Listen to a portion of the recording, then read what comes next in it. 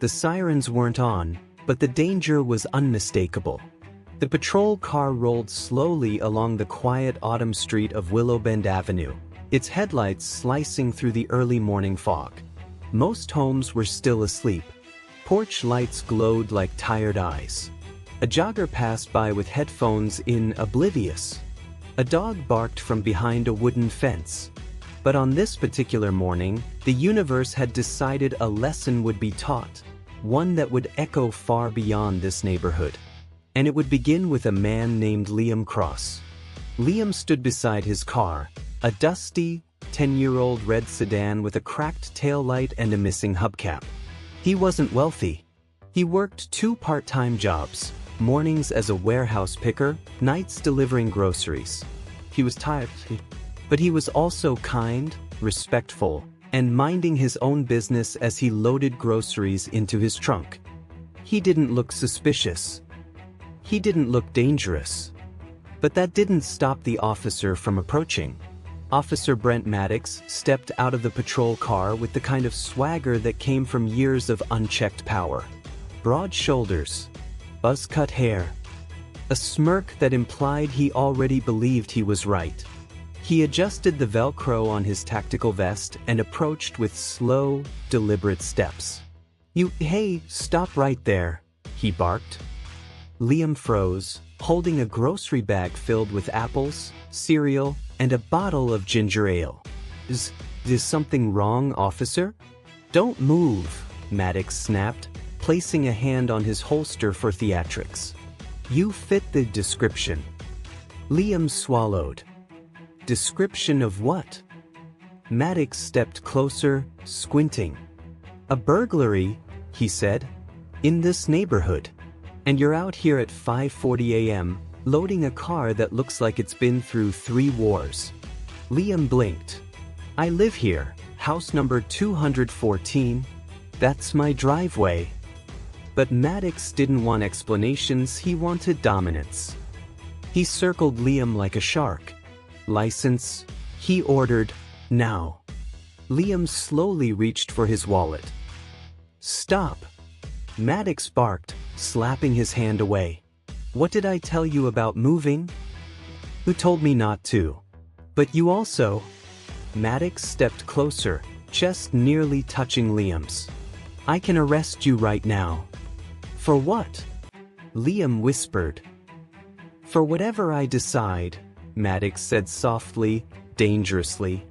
"Do you understand?"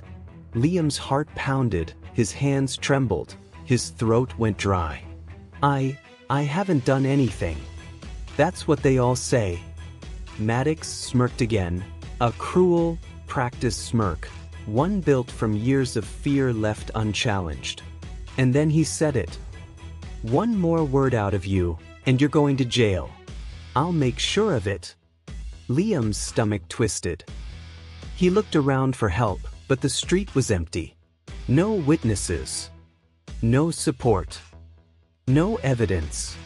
Or so Maddox thought. Because strapped to his chest, blinking faintly, was a body cam. A body cam he had forgotten he turned on during roll call an hour earlier. A body cam that had silently, dutifully begun streaming. Streaming live. Streaming directly to Internal Affairs HQ. But Liam didn't know. Maddox didn't know. The universe, however, knew exactly what it was doing. "Empty your pockets," Maddox ordered. Liam shook his head. "Sir, that's not legal without cause." "Oh, you're a lawyer now?" Maddox growled. "No, Maddox slammed him against the trunk of the car. The groceries spilled. Apples rolled across the driveway. The ginger ale exploded open, fizzing wildly. A neighbor's curtain shifted, someone peeking, but no one brave enough to step outside. "You resisting?" Maddox snapped. "No, I'm not resisting. Please, I didn't do anything." "You got attitude, that's what I can arrest you for." Liam's voice cracked. "I just want to go to work." "Oh, you'll be going somewhere," Maddox whispered, leaning close enough for Liam to feel his breath. "Keep running your mouth." He slapped cuffs onto Liam's wrists. Cold metal. Tight. Painful.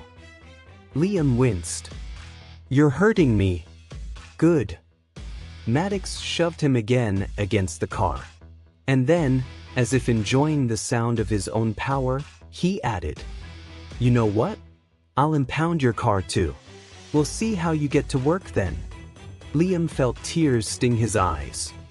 "Why are you doing this?" "Because I can." Maddox sneered.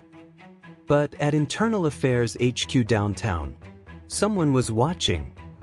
Multiple someones. On a large monitor wall, cameras from various officers displayed in real time. But one feed had been flagged automatically by the system's AI, elevated aggression indicators, voice stress markers, civilian distress. A tech analyst frowned. "Captain? You need to see this." Captain Reyes stepped over. Her eyes narrowed. "Is that Officer Maddox?" The tech nodded. "And he's threatening an arrest without probable cause. Body cam's been live for 13 minutes. Reyes' jaw tightened. "Where's his unit?" "Willowbend Avenue, close." Reyes grabbed her radio. "Dispatch, this is Captain Reyes. Send unit support, now." "All right," Maddox said, grabbing Liam by the collar. "We're done here." He leaned in. "You're going to sit in my cruiser until I figure out how many charges to stack on you." Just then, a deep buzz sounded from his body cam. Auto notification. Internal Affairs stream, active. Maddox froze. "What?" Another buzz. Supervisor viewing live. His face drained of color. For the first time, the swagger evaporated. Liam looked confused. "What's happening?" Maddox slapped the camera with his palm, trying to turn it off. Nothing. The live stream indicator blinked brighter. "Shit," Maddox hissed. He stepped back, pace quickening, panic rising. Not again." Liam frowned. "Again." Before Maddox could respond, another patrol car rolled up fast. Then another. Then Internal Affairs' unmarked sedan. Maddox stumbled back as Captain Reyes stepped out, fury radiating from her like heat. "Officer Maddox," she said, voice cutting the air. "Step away from the civilian. Now." Maddox stuttered. "See, Captain, I was just, this guy. He was resisting. He matched a suspect." Reyes held up a hand. "Your body cam recorded everything." She looked at Liam. "Sir, are you hurt?" Liam shook his head shakily. "Just scared." "I'm sorry this happened," she said. "Please remove the cuffs." Maddox hesitated.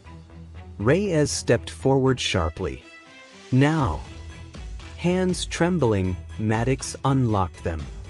Liam flexed his wrists, red marks visible. A female IA officer approached him gently. "Sir, you're safe. We're going to take your statement." Maddox tried to speak again. "Captain, please. This is a misunderstanding, I swear. This guy was suspicious. I thought he—" Reyes' eyes were cold steel. "You threatened to arrest an innocent man for no reason." "I didn't know the camera was streaming," Maddox began. Reyes cut him off. "That's the problem. The only reason we're here is because you didn't know you were being watched." Maddox swallowed hard. Reyes stepped closer. "You were already under review, Maddox. Complaints, excessive force reports, intimidation tactics." She gestured to Liam. "And today, you gave us everything we needed." Maddox's knees nearly buckled. "You can't fire me," he stammered. Reyes' voice was a razor. "I'm not firing you." He exhaled in relief. Internal affairs is. Reyes stepped aside. Two internal affairs officers approached. Maddox's face collapsed. No, please, don't do this. You did this, Reyes said softly. Liam watched as Maddox was read his rights. The irony wasn't lost on anyone. The neighbors now stood outside, watching from porches and lawns. Phones recorded. Whispers spread like wildfire. Internal affairs led Maddox into their vehicle, the same officer who had threatened to arrest Liam for whatever he decided. As Maddox was taken away, he shot Liam a broken look. You ruined my life, he spat. Liam shook his head gently. No, he said quietly. You ruined your own. Captain Reyes approached Liam again. We're arranging for the city to cover any damages, she said. And you'll receive formal apologies from the department. Liam nodded, still shaken. Thank you. I just didn't want trouble. Reyes sighed. People like him depend on that. But today, justice caught up. She placed a reassuring hand on his shoulder. And for what it's worth, thank you for cooperating.